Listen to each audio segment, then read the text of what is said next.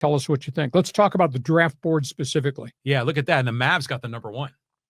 Mavs have gone through such a painful thing. Holy cow. The Luka Doncic trade, the anger, the resentment, the losing. Then they get Anthony Davis. He plays one game and gets hurt. Then Kyrie Irving explodes and goes down, season-ending knee injury. And the Mavericks are just a disaster. And now all of a sudden, they got the number 1 pick in the draft. And here comes Cooper Flagg. This guy from Duke, complete package. He checks off all the boxes.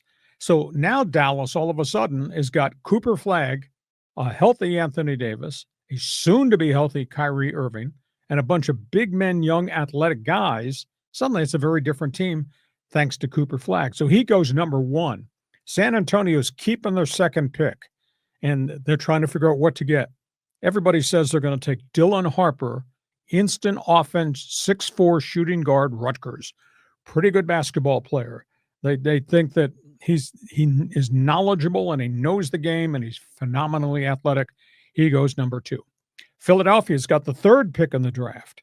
And VJ Edgecombe, 6'4" guard with enormous length out of Baylor, can stroke it, can shoot it. He's got good upside. In fact, they think he's got the most upside of anybody in the first round.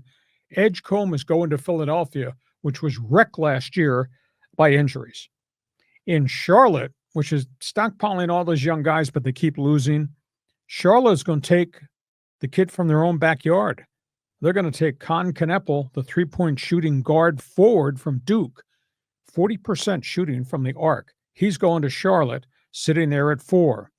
After that, it gets strange. Utah's got 5. Utah, we think, is going to take the guy that might have the most offensive, explosive game. His name is Trey Johnson, 6'5" guard from the University of Texas. It looks like Utah's going to take him, and he can score. And then Washington is at 6. And what we've seen, they're going to wind up taking this kid, Ace Bailey. He's also out of Rutgers. Ace Bailey was supposed to be the second player on the draft board. He's refused to visit a whole bunch of teams because he doesn't want to play for these teams. And his stock has gone down the board. Evidently, he's gone from what would have been the second pick, like a Shedeur Sanders attitude. He's dropped to 6, but I think he's going to Washington. The problem with Ace Bailey, he can score. He's young and he's athletic at 6'4", plays like he's 6'8". Has to be convinced that there is a defensive end of the. He don't play any defense at all, but he's positioned himself with his attitude. He's dropped down the board. He's going to drop to number 6. So that's the top picks on the draft board. Now, names to pay attention to when we get to Wednesday, after we get through the top 6. Kemon Malua, Duke's 7-foot center, has gone up the board. He's going to get drafted probably inside the top 10. Jeremiah Fears, really good scoring guard, Oklahoma. Noah Asengwe out of Germany, a 6'10" forward. He could go in the top 10. Kid we saw in the NCAA tournament played really well. Wide body guy, Derek Queen, power center forward, Maryland. He's going to probably go in that maybe top 10. Just outside the top 10, hardworking grinder of a forward. His name is Leon McNeely from UConn. He had a really impressive freshman season. Kid we saw out here is kind of probably going to go in the top 15, maybe 15 to 20. Played in the Mountain West Conference. Nick Clifford, Colorado State. Pretty good basketball player. Young guy, explosive guy out of Washington State. Cedric Coward is probably going to go in the top 15.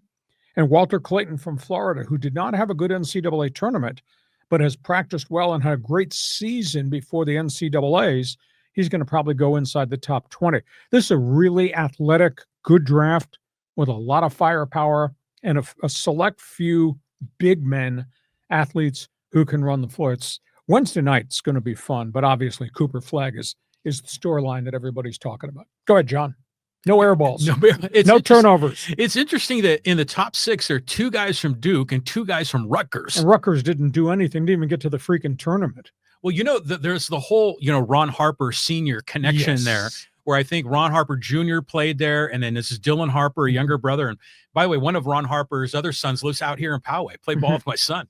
But, it's cool seeing Rutgers being relevant here. But, all those European names, I mean, they seem to kind of come out of left field because we're not really We don't see him. accustomed, unless they're like Wembanyama, they've been hyping him for the whole year prior. So, Well, we had Wembanyama, and then last year with the two big men from France who got to play immediately in the NBA, but scuffled and struggled. But the kid from Germany, he's big and he's athletic. We don't see him, but they do play well. They have starred in what is called the European League.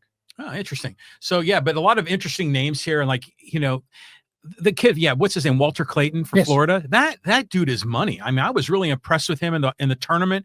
I'm surprised that he is way down the first round. I thought he would have been in the top half. Well, the fact is he didn't have a good NCAA tournament at the end of the championship game. He totally disappeared. Maybe there's some holes in his game. Maybe he's got to go to the right situation. Maybe he had to do too much of it on his own at Florida. But the draft is really going to be fun. So you're into basketball. Feel free.